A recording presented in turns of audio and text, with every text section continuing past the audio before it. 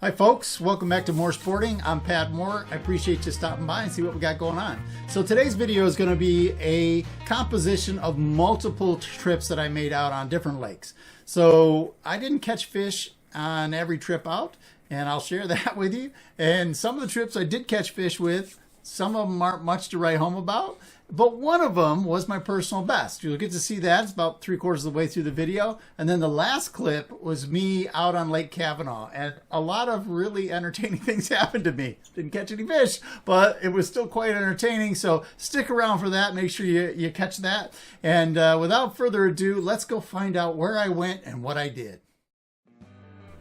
Now, ordinarily, I record an intro to the video here when I'm launching a kayak, and I tried to do that on this particular case as well, but for some reason I managed to hit the mute button on my camera, so yeah, you get to have voiceover guy.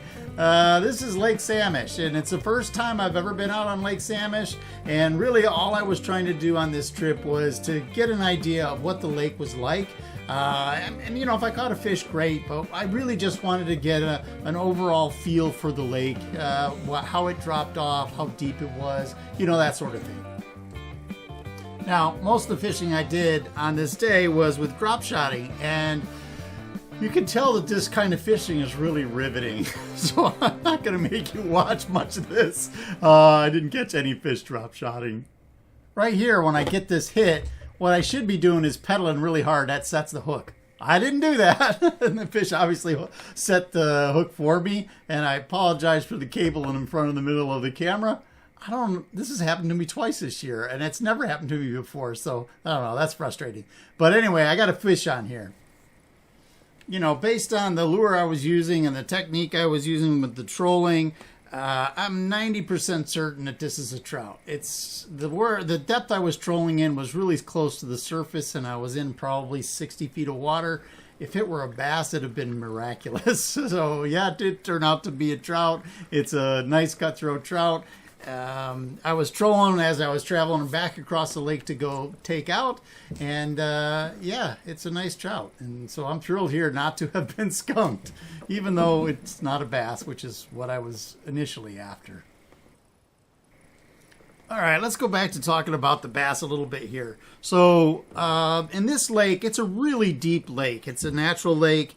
I think it's over 100 feet deep, and when you have a lake that's that deep here in the Pacific Northwest, the fish tend to hang out in quite a bit of water, unless it starts to warm up. When he starts getting into the mid to upper 40s, they'll start moving up and try to feed a little bit more in the shallows. But in these water temperatures, you're going to find them at 60, 65, 70 feet of water. And I spent a lot of time scoping and watching my fish finder, just trying to identify some good spots where I might find these guys down there, but it never happened. So that's the end of this trip.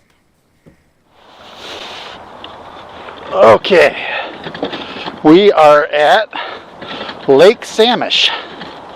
And I've been to this lake once before, caught one trout, didn't share that video, and I probably won't share this video either, but we're doing this here intro just in case. So what we got is very cold temperatures. I don't know what our water temps are yet. I will let you know that as soon as I turn my electronics on. Our air temps are in the mid to low 40s, and it's been cold up until this point. We're probably, air temps have been in the 30s for about 2 weeks. So I'm expecting us to have some pretty cold water temps, which is why I don't anticipate catching anything. But, you know, hope springs eternal. Mostly what I have planned for today is just to become familiar with this lake. Maybe map some contours, do some drop shotting. And, you know, who knows, maybe I'll bump into some fish.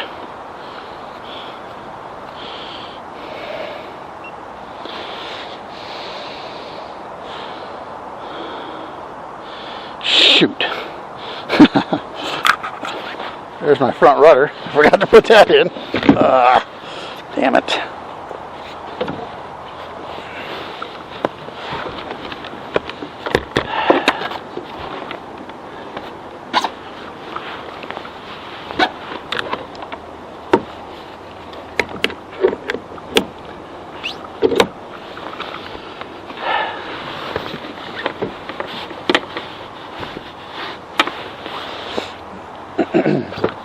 Okay, front rudder's now in.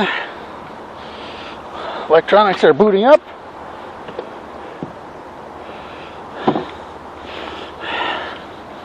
So I put my teacup top on this morning, this Yeti, and I put it on like it was left-handed. I thought, no problem, I'll just switch it around. I can't get that damn thing off there now. Has that ever happened to you? $50 teacup and it can't get the top off it. It does keep things hot though.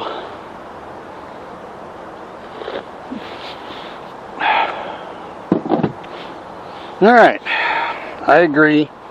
Thank you, Garmin, for letting me know that there's things I need to agree to. Well, I did a lot of pedaling. I did a lot of casting. I did a lot of drop shot jiggling, and it all led to nothing. I didn't catch any fish. So let's go on to our next trip. All right, we are at Big Lake, Washington, and this is supposed to be one of the nicest days of the year. Probably the warmest day of the year, and that might bring the fish up into the shallows a little bit. We'll see. This is a largemouth lake, so they tend to be a little shallower anyway, and getting a late start, but I'm okay with that because I would like the sun to have an opportunity to warm things up a little bit. And we have the neighborhood pooch who likes to bark at everybody at the boat ramp, which I'm sure is fun for the owner. He's a good looking dog.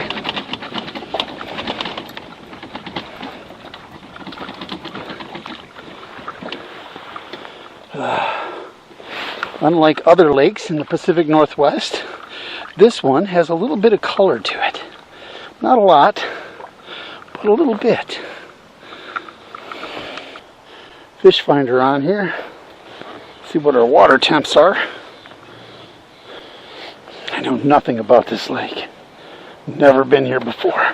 I've looked at it a lot on the maps thinking, wow, that's a largemouth lake. I should go fish that. Because not last year, but the year before, I struggled to get largemouth. This year, or excuse me, last year, I did not. I got a lot. They weren't particularly huge, but Although I had a great time on this lake, and it's a beautiful lake, and there's a lot of stuff on here that looked really good. I saw fish on LiveScope. I just could not buy a bite to save my life. I could not catch a fish. I even had a couple of nibbles from what looked like some really small perch, but I didn't catch them on the drop shot. I fished a drop shot, jerkbait, jigs, pretty much everything I tried, and no bites. I ended up getting skunked on this trip. Couldn't believe it. All right, so I waited for the next nice day, and that was March 3rd, and I'm out here on Clear Lake. I believe it's Skagit County, and it's not a particularly large lake. It's like 250, 300 acres, something like that. And I tend to minimize my time on these smaller lakes just because they're just not going to house as many big fish. Probably just as easy to find a big fish, but I just get this feeling that, you know, maybe there's 12 big fish in this lake versus a 500 acre lake. there's going to be 25 big fish. So I don't know. Maybe that's a flawed thinking on my part. I don't know. But that's why I don't spend a whole lot of time on these smaller lakes. And the smaller lakes, I just feel like they get a lot more pressure. So, but this seemed like it was a good spot. I'm trying to focus on largemouths, and this is a more shallow lake, and so it's going to warm up quicker, and the warmer the water, the more active the fish become. So I'm just casting away here with a chatterbait, and it's one of my ones that I built myself. And I covered quite a bit of shoreline here, about 300 or 400 yards of shoreline, and I didn't get any bites on that. As I got to the I think it was the eastern shore, it drops off a little bit faster, and it looked like there was some hard bottom and quite a bit of submerged timber. So I thought, well, let me switch it up here to a jig. Now this area that has the drop-offs and submerged timber seems to cover pretty much this entire eastern shore. And as I'm fishing this jig, I'm watching pretty closely to see if I'm seeing any marks on the live scope. Because a lot of times if a fish is interested in what you're throwing, you know, they'll sit there and nose down on it and watch it. And you can often see them doing that. But I wasn't seeing any fish at all. But those fish had to be somewhere. And a lot of times they just hang out and right up tight next to that timber. And you just can't see them on the scope. So I just chinned up and kept throwing casts and watching and hoping. You know, after about 2 hours, you don't expect to get a bite. And so when I did get a bite, I wasn't really paying very close attention. And I was like, wait a minute, hold on, that was a bite. I finally ended up setting the hook. And initially I thought, well, maybe that's just a snag. But then it started swimming sideways. And you can see that it's pulling the boat pretty good right there. So I thought, oh, this looks like it might be a pretty decent fish. Oh, got a fish. I can't friggin' believe it. And that's a pretty good sized fish too, by the way it's acting.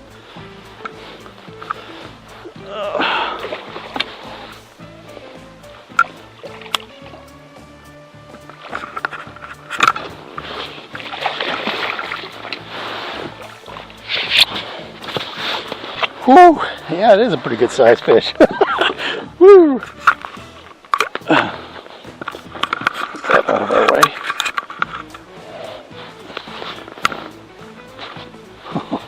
Oh, wow. Wow.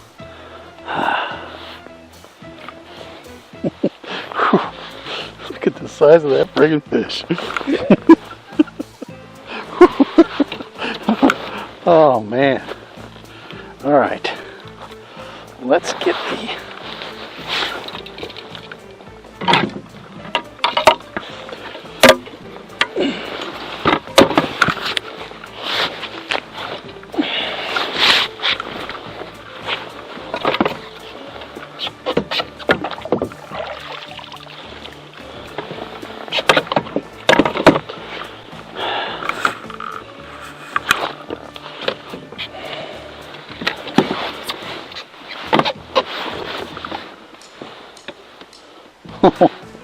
that's a personal best. Holy crap. Holy crap. All right, let's put this in here.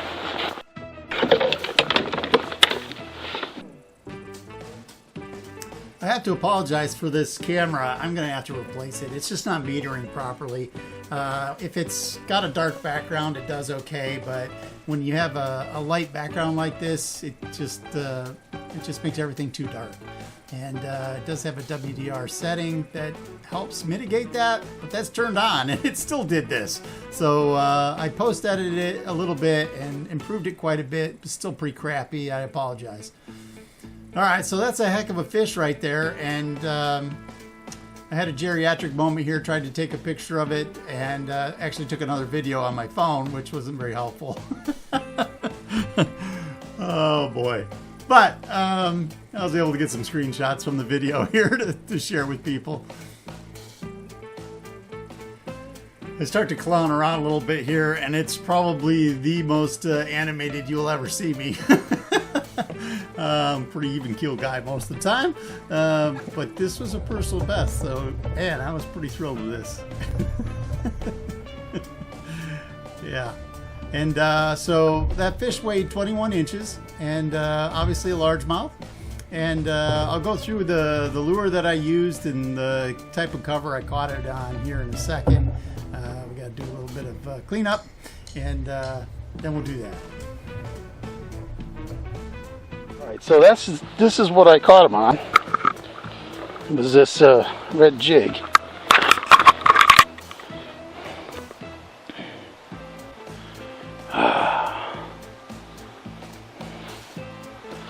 You know, everybody says you catch them on the red in the spring. Okay, well, that's some confirmation bias right there for you. So you know, he was laying right in there amongst all that crap. I don't know if there's more in there or not, but that's one of my rules that I have at the beginning of my fishing log is when you catch a fish, make sure you cover that same area.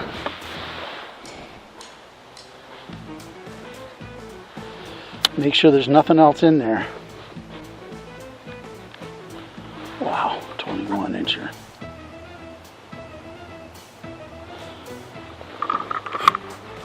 So let's try to cover some ground in here.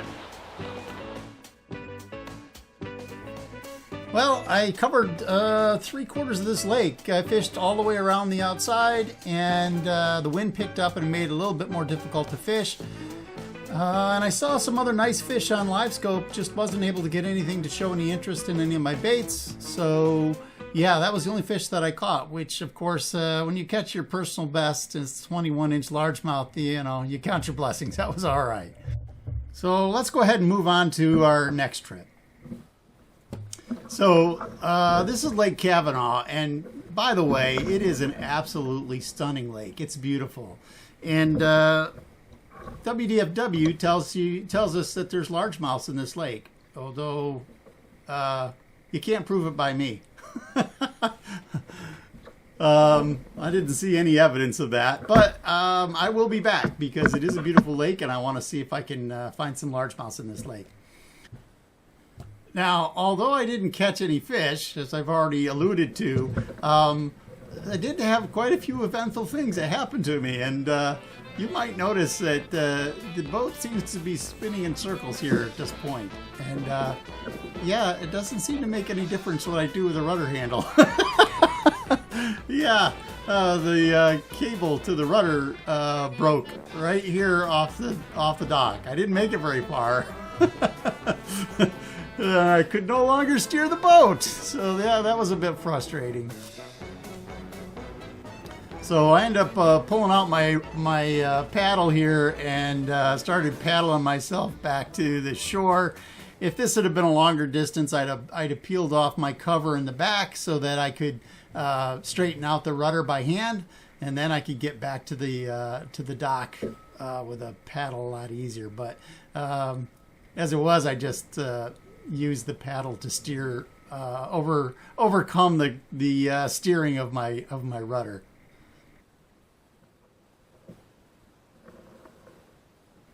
You know, once I got back to shore here, I walked to the back of the kayak to see if I could understand what the rudder was doing, and I filled my boots up full of water.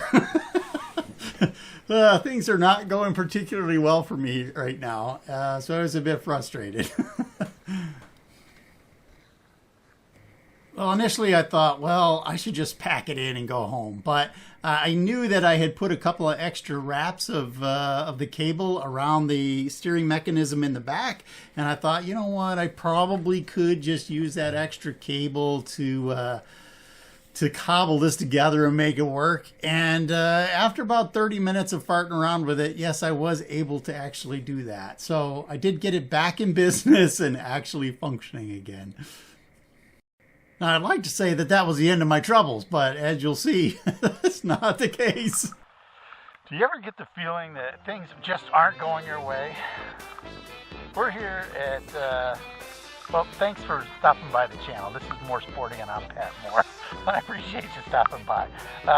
Yeah, we're at Kavanaugh, Lake Kavanaugh, And when I got here, I got about 10 feet from the dock, and my rudder cable broke. Well, when I installed it, I intentionally put an extra wrap on the end, so that if this happened, I knew I would have enough to be able to repair it. So I was able to repair it, and now I'm back in business. And then I get out on the lake, and I can see 360 degrees all the way around me. There is blue sky, beautiful. Except for just directly above me, which is a cloud that's pouring rain on me. Oh, some days you just wonder, hey, am I supposed to be out here? I don't know. Well, hopefully we catch a fish. I don't have much hope on that, honestly. Most of the time I skunk, but you know, the last time I went out, I caught a big one. So I just painted up some new lures here, and they're deep divers. And give you a quick glance at that. And that guy right there looks pretty damn yummy to me.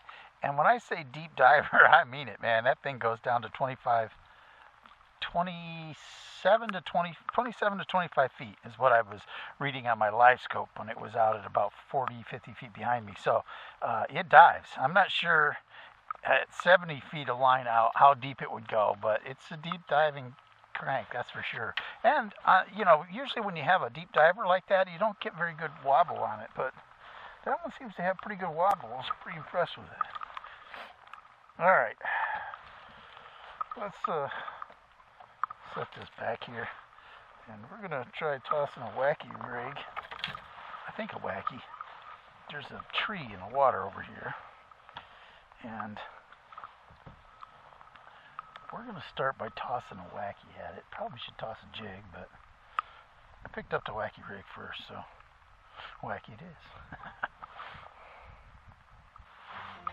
is. Oh my God. The very first friggin' cast.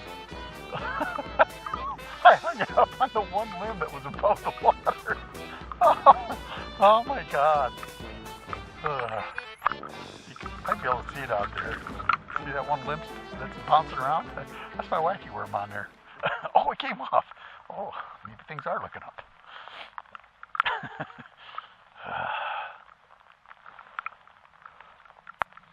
A little tip wrap. That's always fun. Get off of there. More tip wrap. On there. Oh my God. What is going on with me? I can't believe it's still raining. Freaking blue sky everywhere. Stop raining. Dang it.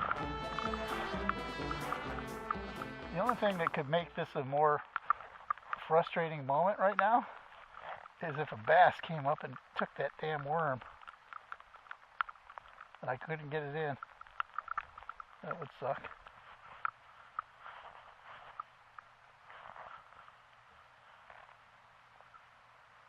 Huh.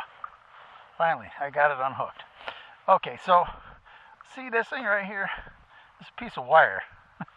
And I keep this around because that little hook on the end is great for helping you get backlashes undone, and knots around the end of your around the end of your line, your tip too. That's probably another indication about what today's going to be like.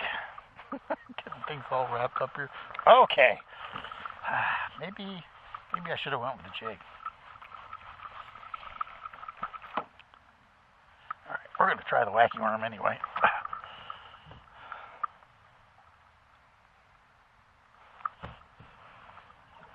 All right, so that was most of the idiotic things that happened to me on this day.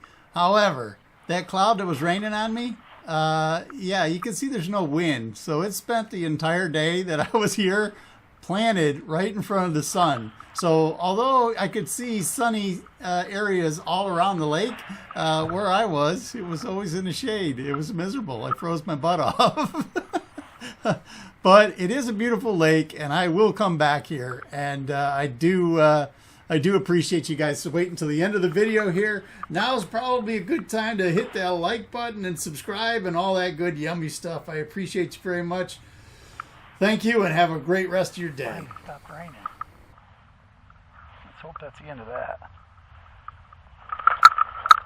That's one nice thing about having a dry suit on, is it's the best rain gear there is.